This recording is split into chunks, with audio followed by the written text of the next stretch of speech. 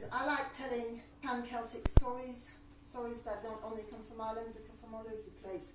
And you will notice similarities in that story with stories that we have in Ireland and stories we have in other parts of the world. And it starts in Brittany, where this great king of Brittany called Grolois, he's a pirate, he's a vagabond, he's a bad man, and he's a warrior, and he loves to go pillaging, and he's a slave trader.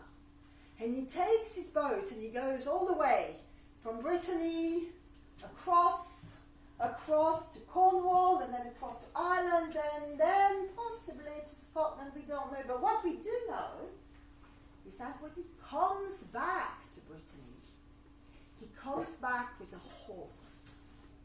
And the horse is called Modwords, and it's the darkest, amazing stallion you've ever seen, and nobody can ride him.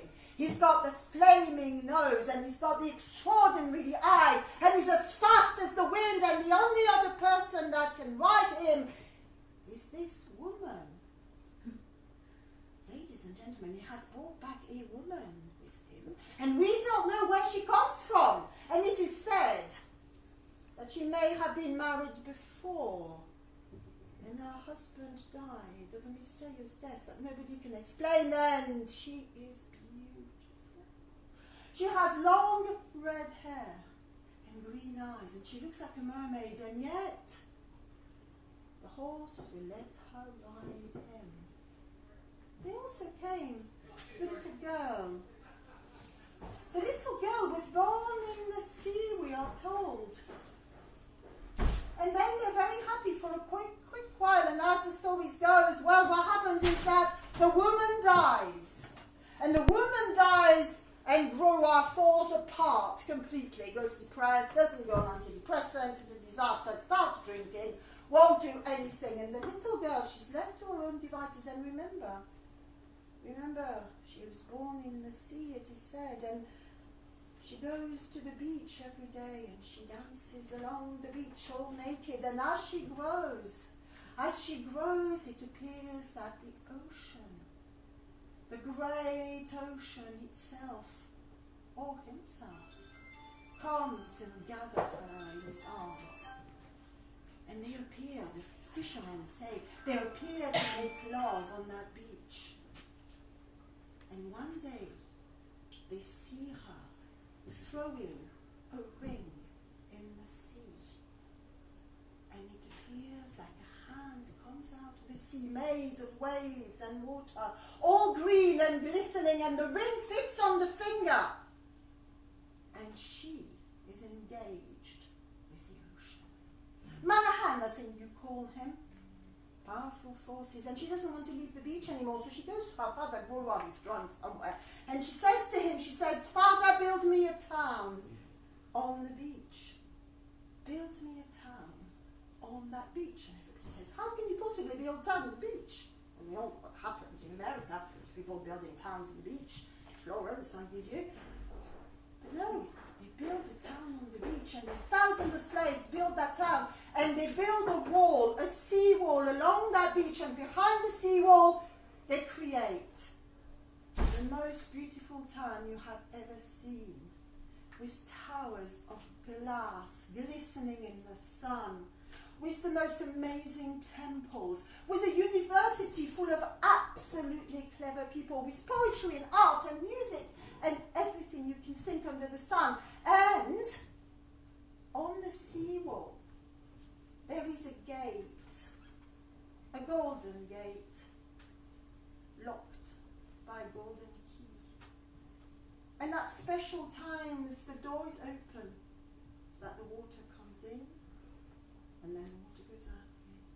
And all is well, and all is well for a very long time. But you see, the young girl, she's growing up. Making love with the ocean is not quite enough, is it?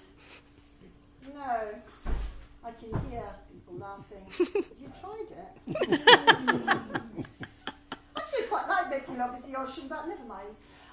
It isn't quite right, is it? No. So what does she do? She takes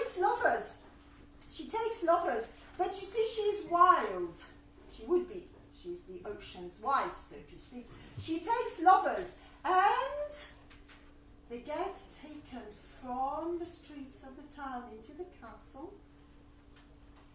And then it is said at the dark of the moon, knights leave the castle carrying black bags.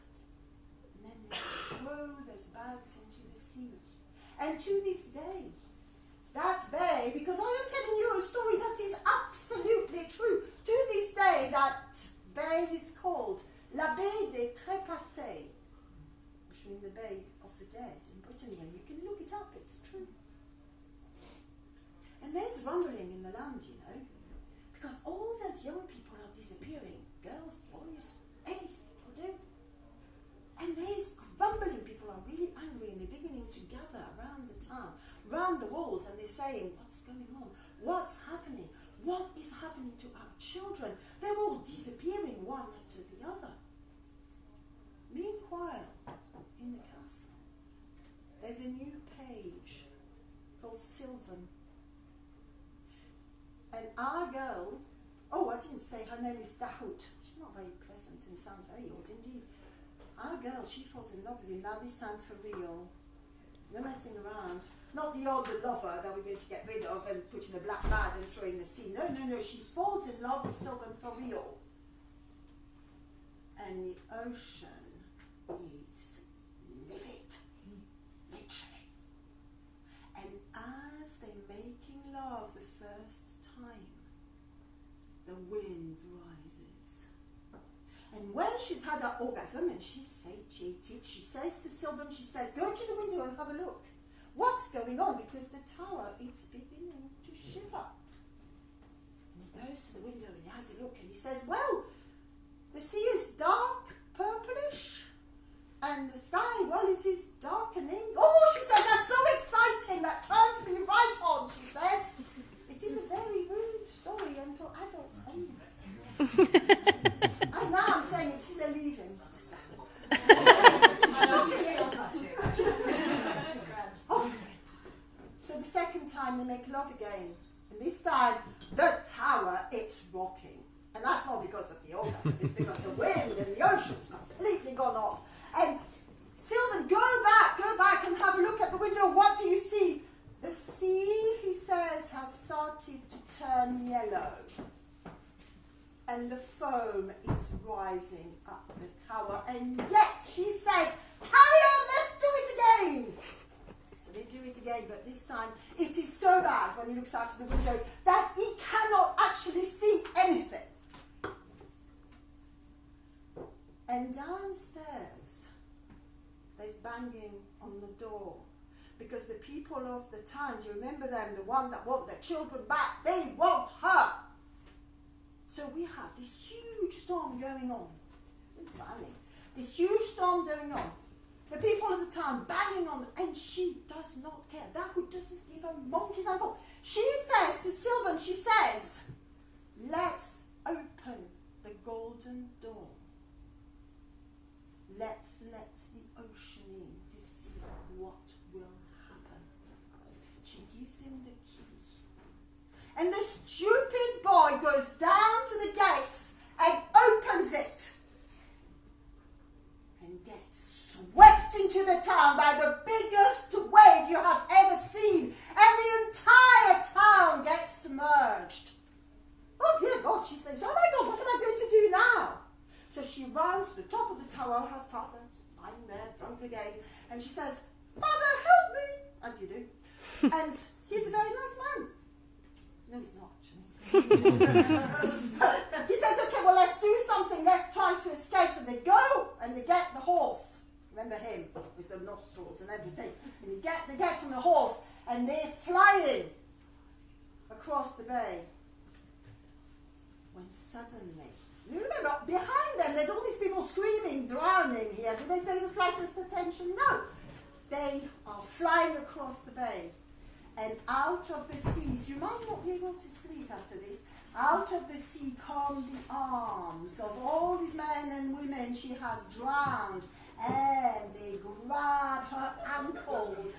And they pull her down, and she's screaming and screaming, and down, and she lets go of the horse. And the horse shoots across morning, there's just the beach. The town is gone. And the father, well, he's gone off somewhere else. He's going to open a priory. A bit late, really, I say. And KerrYs, the name, means bright city, because Kerr in Breton is bright, and is town, and is city. And that's how it is said they built KerrYs, Paris. Because Par means new in Breton, I'm told. Henceforth, Paris is the new city of Is. And there's an old Breton proverb that says, when the Seine drowns the town of Paris, KerrYs will return. And that is the story of the sunken city of KerrYs. And it is also said that in that bay, on bad nights, when the storms are raging, the people of the small villages along the bay can hear the screams of the city of Is.